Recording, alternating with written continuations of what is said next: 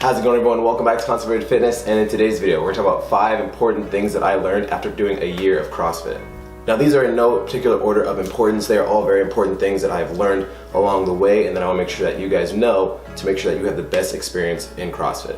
So the first one we're going to talk about is mobility is a crucial part of how you will feel and move in your workouts. Now, some gyms will have a mobility portion included into their class period, whether it be like 5-10 minutes before your strength or before your workout. But what I've come to learn is even though I was doing that in the class, my body was still very tight, it still had a lot of restrictions, and I needed to spend time before my workout, after my workout, at home, stretching and making sure that I was not staying restricted in these certain areas. We've all had certain problem areas or certain injuries in the past that, cause us to not move fully like we should or have that full range of motion. So we need to make sure we're spending that extra little bit of time, whether it again before your class, after your class, whenever you have free time, to stretch those areas and make sure that they feel good and they're going to move good when you're doing certain exercises, especially when it comes to like overhead squats, thrusters, snatches, a lot of these things that require a lot of mobility. We need to spend the time to work on those areas so that way they feel better and we hate them a little less. Number 2 is that your diet is a key part of how you will feel and perform in your workouts.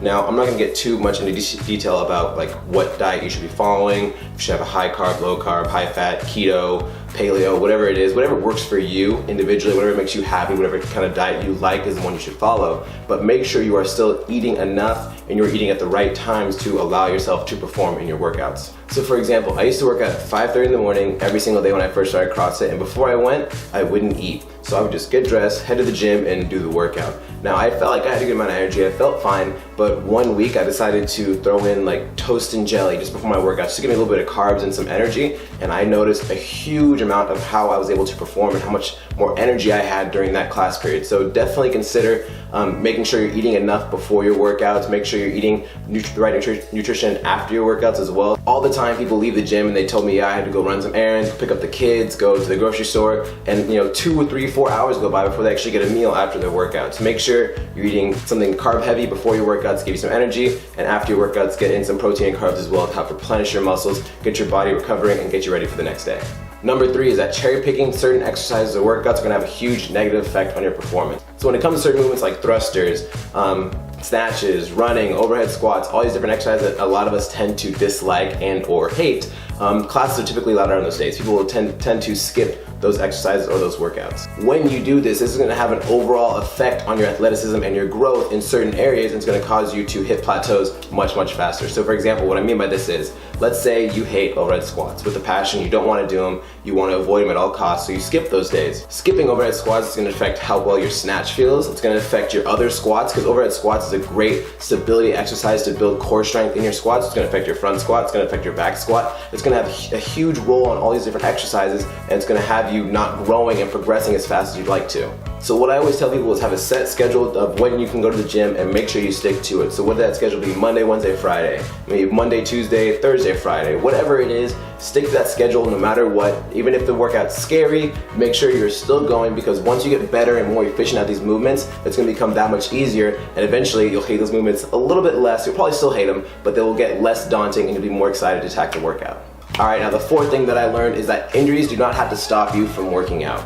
Lots of times I see people get really frustrated when all of a sudden they tweak their shoulder or their back, or they tweak their knee, and all of a sudden they're restricted on a lot of the exercises they can do, and they end up not coming to the gym for a month, 2 months, 3 months, and they end up doing nothing during that time. Just because you have a restriction in a certain area for a short period of time while you're recovering, you are still able to do plenty of exercises in CrossFit that are going to allow you to still get an amazing workout in and still see results. This happened about a month ago where there was this lady I was coaching in a class, and she tweaked her knee probably the day or 2 prior. So she did a couple of the exercises with us. She did the warm-up, she did the strength, and then when the workout came, it had a bunch of things that she wasn't able to do because of her injury. So she said, hey, I'm just gonna leave. And in my head I was like, no you're not. So I created a whole nother workout for her. It was a very similar style to the one that the class was doing, but she was still able to get an amazing workout in. Her injury was not affected at all, and she was able to still get a sweat on and still feel really good about herself.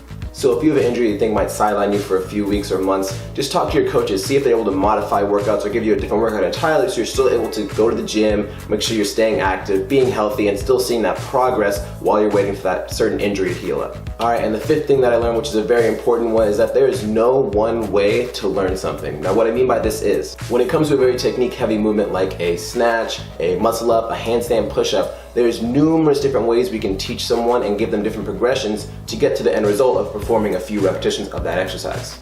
Everyone learns and understands things differently. One thing that might work for one person is not necessarily going to work for the next person. So when it comes to a technique heavy movement like a snatch, a muscle up, a handstand push-up, there's multiple different ways to teach someone, so not one way is going to work for everyone. We have to try different avenues and different ways of getting someone to understand and eventually grow and get to the better progression, or actually get to the lift of what we're trying to do. With this in mind, when you hear a certain progression you have to do, or you feel like a coach is giving you a certain technique tip that you have to follow, don't feel like that's the end all be all. There are numerous videos online. You can go and look up different progressions, different ways to perform something.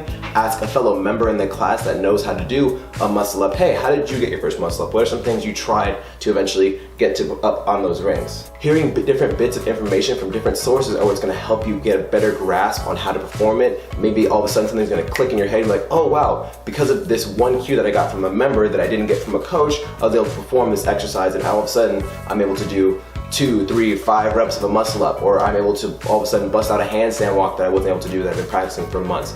Expand your research and learn as much as you can from many different sources. Alright guys, and those are 5 main things that I learned after spending a year in CrossFit. If you guys have any questions or comments or feel like I left anything out, please make sure you leave them down below. If you guys enjoyed this video, make sure you hit the like button and let me know if you want to see another video like this one. Subscribe for plenty more, and we'll see you guys next time.